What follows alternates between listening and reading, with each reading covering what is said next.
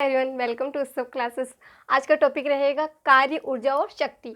अब सबसे पहले बात करेंगे, हम कार्य को समझेंगे। कार्य क्या होता है? देखो, कार्य की डेफिनेशन, किसी वस्तु पर किया गया कार्य उस पर लगाए गए बल और विस्थापन की दिशा विस्थापन के गुणनफल के बराबर होता है। क्या होता है कि W बराबर F इंटू एस। कार्य बराबर क्या होता है?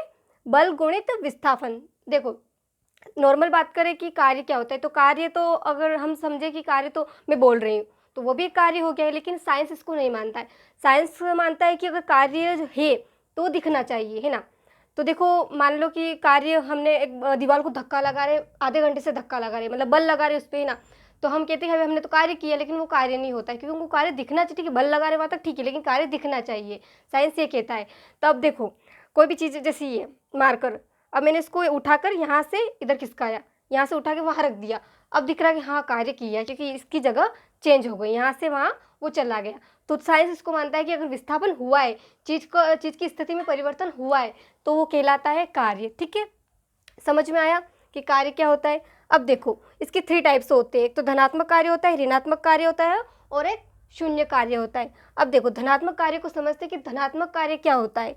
जब बल और विस्थापन एक ही दिशा में होते, बल और विस्थापन एक ही दिशा में, दोनों की डायरेक्शन सेम होनी चाहिए। बल यहाँ से धक्का लगा रही हूँ तो ये इसी दिशा में वस्तु का विस्थापन होना चाहिए। ये डेफिनेशन ये कह रही है कि इसको अगर ऐसा होता है तो हम कहेंगे कि हाँ ये धनात्मक कार्य हो रहा है। देखो, ये व्यक्ति जो है इस बॉक्स को यहाँ से यहाँ तक विस्थापित कर रहा है, ठीक है, और इसी दिशा में एक ही डायरेक्शन, बल भी यही लगा रहा है और विस्थापन भी इसी दिशा में हो रहा है, तो ये एक सेम डायरेक्शन चल रही है इनकी। तो ये हो गया हमारा पॉजिटिव वर्क। ठीक है, अब देखो, ऋणात्मक कार्य है ना, नेगेटिव वर्क क्या होता है कि विस्थापन बल के विपरीत दिशा में होता है। देखो, इसको मैं समझा देती हूँ। देखो, यहाँ बता देती हूँ मैं, है ना। देखो, ऋणात्मक को समझेंगे ना, ऋणात्मक कार्य कैसे काम करता है। ये लड़का इस बॉक्स को इस तरफ धक्का दे रहा है ना, और ये कोई लड़का है, इसका बड़ा भाई होगा, इस बॉक्स को इधर धक्का दे रहा है ना।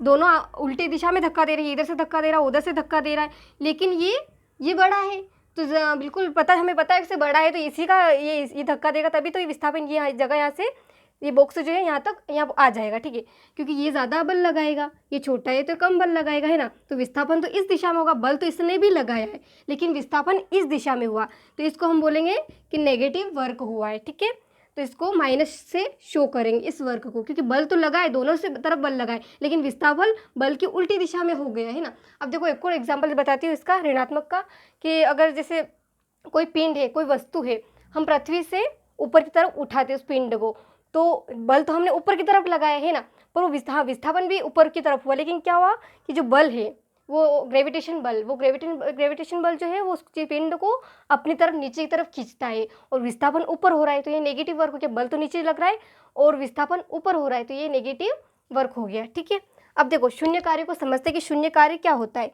बल और विस्थापन लंबवत होते हैं। बल और विस्थापन लंबवत कैसे होते हैं कि कूली, हमें पता है कि कूली सिर पे सामान उठाता है और सामान उठा के ही चलता है, तो वो जो बल और विस्थापन दोनों लंबवत दिशा में ही विस्थापित हो रहे हैं, किसी स्थान पे जाकर वो रुक रहा है। ठीक है, तो दोनों लंबवत है, तो ये कार्य बिल्कुल जीरो वर्क समझा जाएगा, शून्य कार्य समझा जाता है। ठीक है, और इसका एक और उदाहरण है कि वृत्ति गति। जब किसी वृत्ति मार्ग पर कोई भी चीज़ गति कर रही होती है, तो वो केंद्र के लंबवत ही होती है, तो उसका किया गया विस्थापन और कार्य वो भी शून्य ही माना जाता है। ओके, तो हमने समझ लिया है कि कार्य क्या होता है, कार्य के टाइप्स क्या होता है, धनात्मक कार्य, ऋणात्मक कार्य, शून्य कार्य।